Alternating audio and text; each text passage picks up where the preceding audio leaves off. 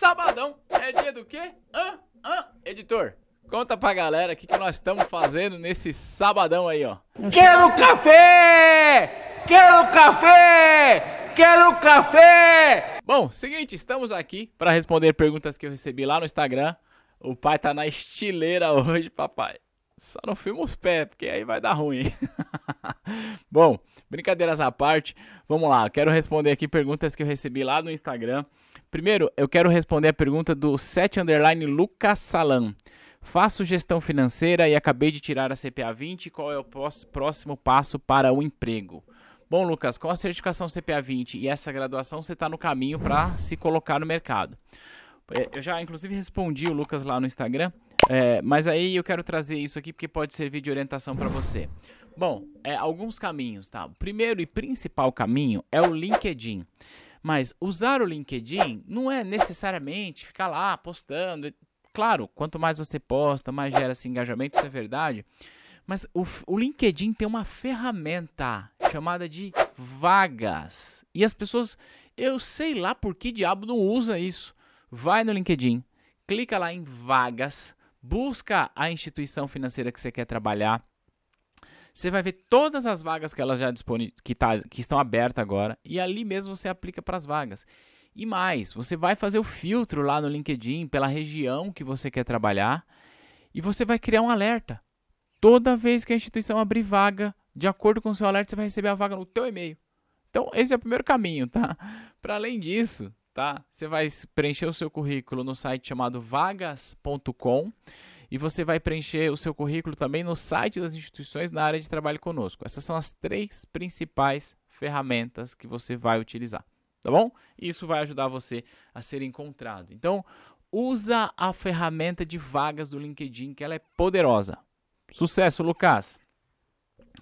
Depois vem a Júlia Brage. Como estudar para CPA 10? Para CPA, não consigo gravar o conteúdo por nada. E, bom, Júlia, eu não sei exatamente como você está estudando, mas é claro que eu tenho que falar para você estudar aqui com a T2, porque a gente ajuda você com isso, embora eu não sei exatamente, repito, como você está estudando. Mas o caminho cada um tem um nível de facilidade de compreensão com o conteúdo, e ninguém é melhor ou pior do que alguém porque consegue aprender mais fácil, enfim, somos pessoas diferentes. Então você precisa primeiro entender isso, né? Por que você tem esse tipo de dificuldade? E depois, o principal caminho é você encontrar prazer no seu processo de estudos. Se toda vez que você for estudar, você está estudando meio que como, ai meu Deus do céu, eu preciso passar nessa prova, eu preciso tirar isso da minha frente, meu Deus, eu não consigo, as chances são de que você não vai mesmo reter o conteúdo. Então a ideia, Julia, é que você consiga fazer isso com um pouco de leveza. Então é estudar através de um método. Claro, eu falei aqui no começo dessa resposta para que você venha estudar com a T2, mas não precisa ser necessariamente com a gente, tá? Mas estudar através de um método que deixa o assunto leve para você, descontraído, para que você se divirta durante o processo. Essa é a melhor maneira que você tem para fixar. E diga-se de passagem, esse negócio de se divertir durante o processo ele é tão sério que é comprovado cientificamente que a gente consegue fixar mais o conteúdo quando aquele conteúdo é trazido para a gente com humor. Porque o humor facilita esse processo. Então, não estou dizendo que você tem que estudar em um show de stand-up, mas o que eu estou dizendo é que você tem que estudar com leveza. Se você estiver diante de uma aula maçante, chata, que aquele professor está dando aula para você de uma maneira monossilábica, lendo slides, não vai funcionar. Tá? Você precisa ter um método que vai te ajudar. E aí, a próxima pergunta vem a pergunta do Moraes Anderson. Ó, comprei o curso da CPA 20 com você. Didática perfeita, mas eu estou nervoso para a prova. Obrigado pelo feedback, Moraes, em relação à didática, e obrigado pela confiança também. Esse lance de você estar nervoso para a prova é absolutamente comum, é absolutamente compreensível e natural, tá? Porque quando a gente vai se colocando diante de um desafio, é natural que a gente se sinta inseguro, sinta medo, é absolutamente plausível isso.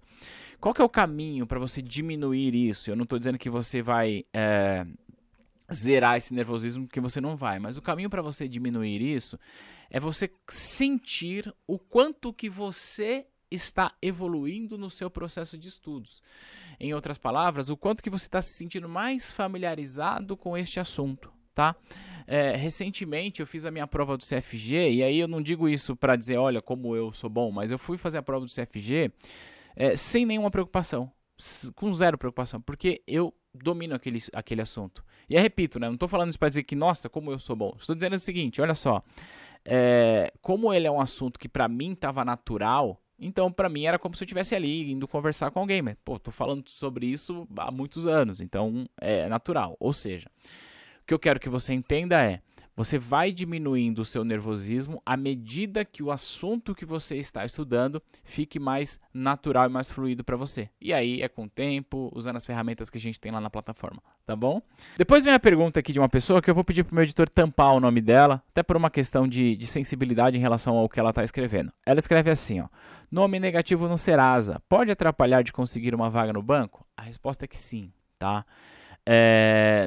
O fato é que o banco não vai dizer para você que você eventualmente não passou em um processo seletivo porque você está com restrição. Ele não vai dizer isso, até porque ele não pode fazer isso.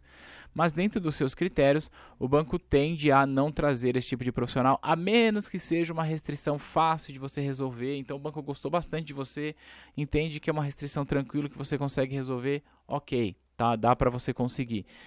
Mas essa é a exceção. A regra é que o banco dificilmente vai contratar alguém que tenha restrição.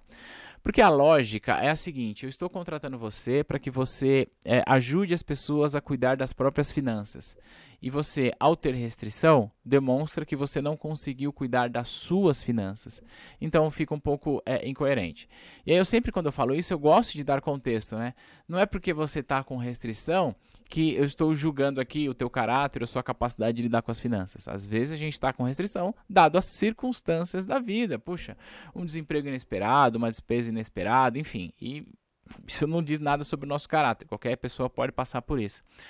Mas como recomendação eu diria para você, na medida do possível, faça ali uma renegociação. Quando você faz uma renegociação com o credor, você já tira o seu nome do Serasa e aí você já está apta para entrar no mercado. Tá bom?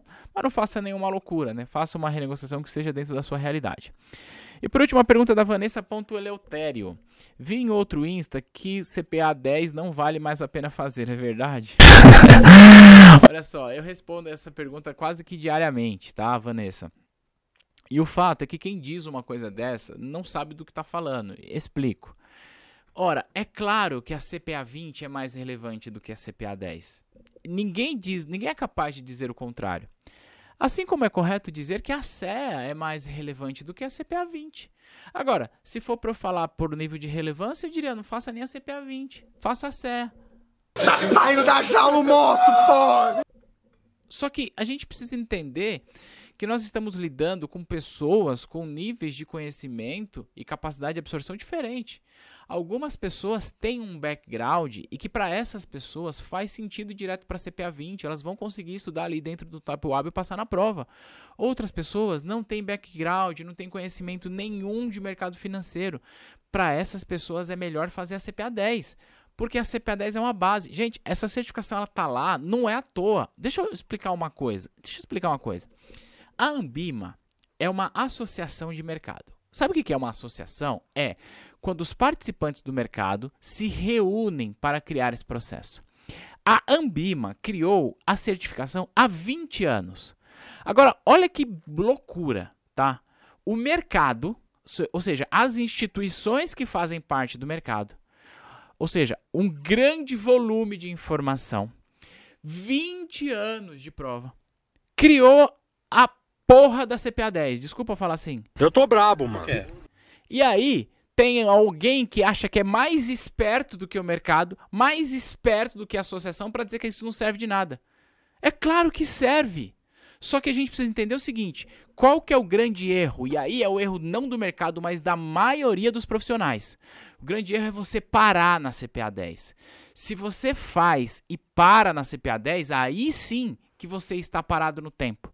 Agora, se você usa a CPA 10 como base, como uma fundação sólida que vai ajudar você a dar passos em direção a um passo maior, é isso que você deve fazer. Você não tem que fazer as coisas correndo. A tua carreira é uma parada que vai durar 40 anos. Para que você vai fazer CPA 20? Aí sabe o que acontece? Hoje, a gente tem 200 e poucos mil profissionais CPA 20, tá? Eu aposto o meu rim que a maior parte dessa galera passou na CPA 20 e não sabe explicar opções para os clientes. E aí tá um grande erro, porque as pessoas estão preocupadas com o certificado. Elas não estão preocupadas em aprender. Então, olha só. Se você tem um conhecimento prévio, conhece de mercado, sabe o que é taxa de juros, sabe o que é renda fixa, sabe o que é renda variável, você vai fazer CPA 20 direto. Se você não tem, segue a regra do jogo, faz a CPA 10, adquire esse conhecimento, essa base e avança, tá?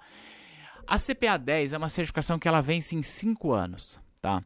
O que eu digo é, essa é uma certificação que ela não deve ser renovada. Não deve. Se você renova a CPA 10, você está dormindo no ponto.